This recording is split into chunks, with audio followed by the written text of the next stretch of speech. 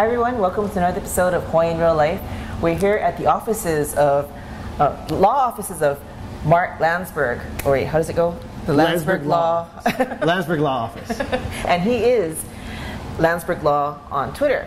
Now, some of you may recognize him as the attorney who defended the poor, helpless food trucks in their quest against the city council, was it? That's right. Well, it was our quest with the city council. I see. The city council was on our side. We explained to them what we needed to make sure food trucks could stay in business, because what they really did was put them out of business for a while. Oh, really? There were a number of food trucks who were out of business for about 3 months. Wow. And luckily we changed the law. Tulsi Gabbard wrote the law. When I found it, we had to rewrite it again because it wasn't exactly what we needed. And now it's good. Now they're good. So that's why we can eat the food that we enjoy. All right. So every time you eat at a food truck, think of Landsberg Law. And actually, without his doing the food truck thing, even before that, I remember I introduced him to Mari Taketa at one of the Eat the Street things, and she's like, "Oh, you're the great trial attorney." So even before she met you, she knew you were the great trial attorney. So look for that hashtag, the great trial attorney, attached to Landsberg Law. Now, you're going to show us something today that... Well, you asked me to show you something which would be sort of quick and easy to learn. Okay. And I think the one that affects the most people would be a DUI case. It seems like a lot of people get stopped, whether it's at a roadblock or whether it's at driving down the street and being distracted. They get stopped for like a DUI investigation. So the first thing the police have to do when they investigate you is have a reason to pull you over. Okay. Once they pull you over, then they're smelling your breath, then they're looking at your eyes, trying to see if your eyes are red, bloodshot, or glassy. Someone can define what glassy eyes are to me. I think most of them are, but they're red, bloodshot, and glassy. And then what they're going to do is what's called the SFST, the Standardized Field Sobriety Test. Okay. So what I was going to do with you is put you through the field sobriety test and see if you're drunk right now while you're interviewing me. Okay, let's do it. That's okay? Okay. Well, there's 3 steps to the field sobriety test. Okay. The first is what's called the horizontal gaze nystagmus. And pardon me if I screw up one of the steps, because I'm normally on the other side of the test.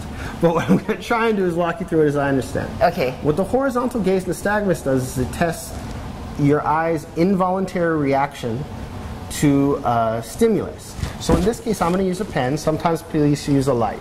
You can go ahead and stay seated in the car as if you're seated in the car. Sometimes they'll make you stand up to do this, sometimes they don't. But just pretend you're seated in the car right now. I'm going to go ahead and hold the pen up. Look at the tip of the pen. Don't move the side of your head, okay? So the first thing I'm going to do is put it to the right. Right about there when you get to 45 degrees. If you were intoxicated, then I'm going to bring it over here. If you're intoxicated right there, your eyes would kind of go like that. You see the way your eyes are moving? That's because I'm moving the pen. But it would be an involuntary motion if you were intoxicated right now. Well, let's pretend that you just made that involuntary motion. It's called a nystagmus at the 45-degree level. Then what I'm going to do is order you out of the car. The next step is going to be called the walk and turn test. What I'm going to do is explain to you the walk and turn test, but while I explain to you the walk and turn test, I need you to take the ready position, put one foot in front of the other, and put your hands down to either side. Okay. Okay. You've already failed one clue of the test because I informed you to put one foot in front of the other, and your feet are equal level. Oh, I don't listen too well. And so far, you're already now 1 clue. If you get 4 clues on this test, I'm going to say you failed the test, and we're going to have to move on to the next level. Well, now while you're assumed the ready position, I'm going to explain to you the rules. What you're going to have to do is take 9 steps out on a straight line. Now, it's an imaginary straight line. Sometimes the police will use a real straight line.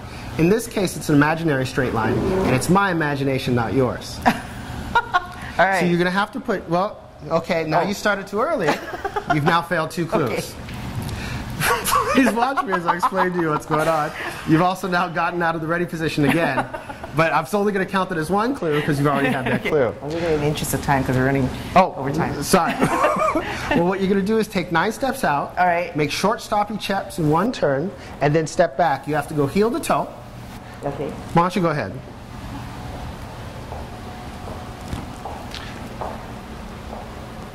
I'm going to hit the wall. Did you go 9 steps? I lost yes, count. That was 9. Okay.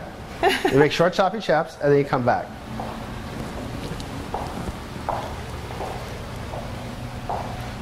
So then what I do is I go over and look at the clues. Well, you're good because your hands didn't come off from your sides. Okay. So you don't have that clue. You didn't stop walking at any time.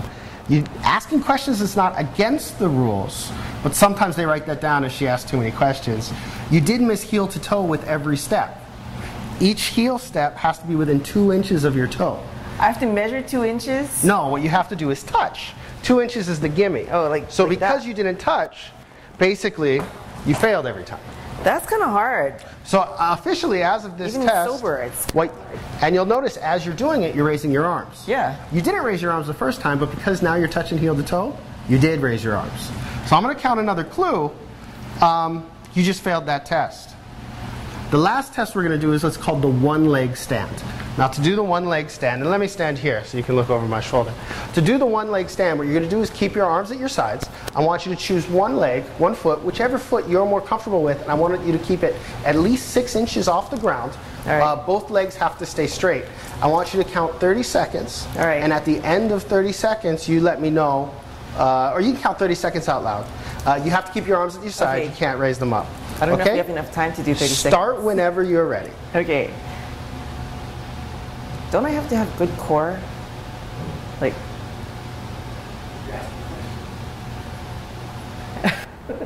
I'm just like thinking, like I have to go to the YMCA or do stand-up paddling to get the balance. I mean, come on, this is not gonna. I'm sober and I'm doing this and it's hard. Like my knees are gonna buckle any minute now. Are we at 30 seconds yet? Well, since you lost count of the 30 seconds, because you're responsible to keep track of your own 30 seconds, what I'm going to do is count that as a clue, but your foot didn't go down. Okay. And it's almost guaranteed that if your blood alcohol level is over 0.08, your foot will go down between 20 and 30 seconds. So while you only had one clue, you need 2 clues to fail that test. You failed 1 out of 3 tests. I think I'm going to let you drive away with a warning this time, or you can leave your car parked here, call your friend to have them come pick you up, come get your car tomorrow morning. Okay, well thank you very much for teaching me how to pass the DUI, even though I don't drive drunk. Some of you guys might, but you shouldn't. So, and if you do get caught, call Landsberg Law or tweet to him. Anyway, click the link below and we're going to talk to at Landsberg Law about the law.